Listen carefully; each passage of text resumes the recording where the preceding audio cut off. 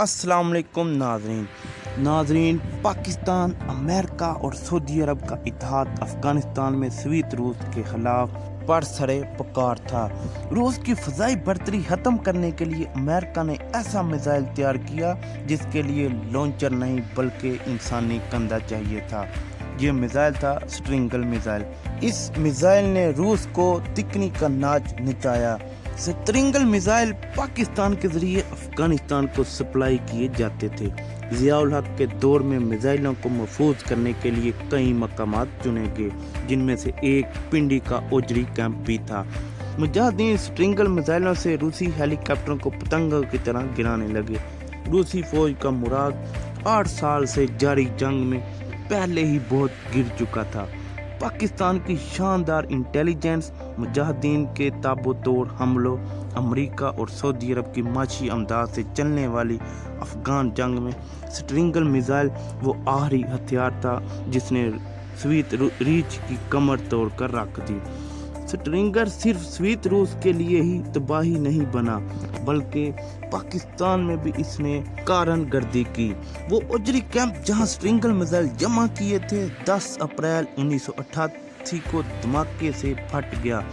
रावलपिंडी के क्यामी के लिए 10 अप्रैल का दिन क़यामत से कम नहीं था।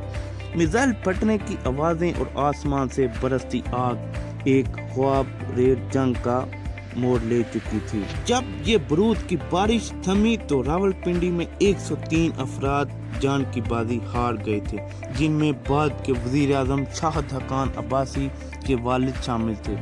स्वीत रूस के लिए इस जंग की माली और इंसानी कीमत बर्दाश्त से बाहर हो गई तो इसने वापसी का फैसला कर लिया। अप्रैल 1988 में पाकिस्तान, अफगानिस्तान, रूस और अमेरिका के दरमियान जिनीजो में एक मायदा हुआ। इसमें तय पाया कि पाकिस्तान और अफगानिस्तान एक दूसरे के मामलात में मुदाखलत नहीं करेंगे। मुहाजिरीन को अफगानिस्तान वापस भेजा जाएगा और रशियन आर्मी फौरी 1929 तक अफगानिस्तान से निकल जाएगी। रूस ने मुआहदों की पासदारी करते हुए अफगानिस्तान खाली कर दिया, लेकिन रूसी अफवाज की मुकम्मल निकलने से पहले ज़ियाउल हक का आखिरी वक्त आ पहुंचा था। कहा जाता है कि ज़ियाउल हक को खुफिया एजेंसियों ने खबरदार कर दिया था कि इनके कत्ल का मंसूबा बना लिया गया है। मौत से पहले आखिरी चंद माह वो आर्मी हाउस रावलपिंडी में बंद होकर रह गए। इनकी मौत से 3 दिन पहले 14 अगस्त का तकरीब सारे फंक्शन भी इनके हुक्म के मुताबिक आर्मी हाउस में किया गया।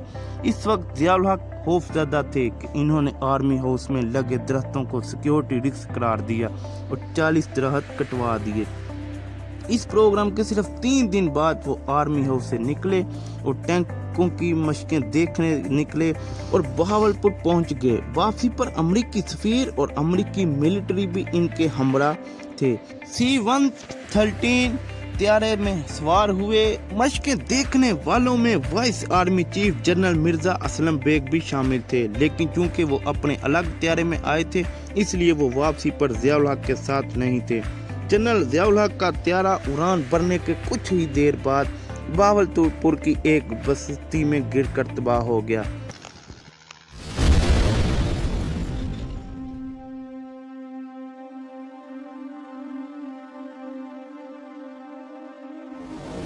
मर्द हक ज़ियाउल हक हमेशा हमेशा के लिए बासिल बहक होने के लिए खुदा के हुजूर हाजिर हो रहा है। इन्ना लिल्लाहि व इन्ना इलैहि राजिऊन।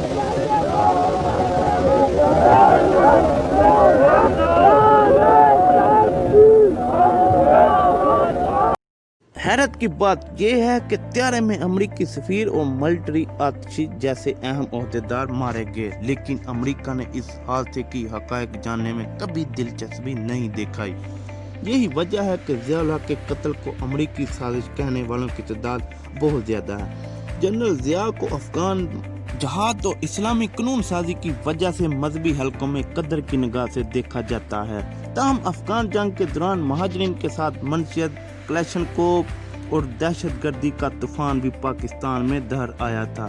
इस वजह से आज से भी ज़ियाउल हक को शदीद तनकीद का निशाना बनाया जाता है। ज़ियाउल हक ने 11 साल तक मुल्क पर बिला शिरकत गैर हुकूमत की, लेकिन अपने खानदान के लिए कोई दौलत जमा नहीं की। लेकिन ये भी एक हकीकत है कि ज़ियाउल हक ने जो बड़े बड़े फैसले किए, इनमें से बाद का नतीजा पाकिस्तान आज तक भुगत रहा है। तारीख के सितम ज़रफ़ी देखें कि जिन गर्म पानियों के लिए सवीत रूस 10 साल तक जंग करता रहा, 30 साल बाद वही रास्ते सी पैक के ज़रिए पुरअमन तरीके से उसे हासिल हो गए। हालांकि इन लोगों के बाल अभी काले ही हैं जिन्होंने रूस के खिलाफ जंग में हिस्सा लिया था। ज़ियाउल हक का हंगामा हेज दौर ख़त्म हो गया, लेकिन क्या हुआ कि वो भुट्टो जिसे ज़ियाउल हक ने 7 साल पहले दफन कर चुके थे, मीनारे पाकिस्तान में पूरे कल से आन पड़ा। पाकिस्तान में पहली बार जाग पंजाबी जाग का नारा कैसे लगा, किसने लगाया और क्यों लगाया, जानने के लिए हमारे अगली वीडियो का इंतज़ार कीजिएगा और हमारे चैनल को सब्सक्राइब करें और साथ दिए गए बेल आइकन को ज़रूर प्रेस करें।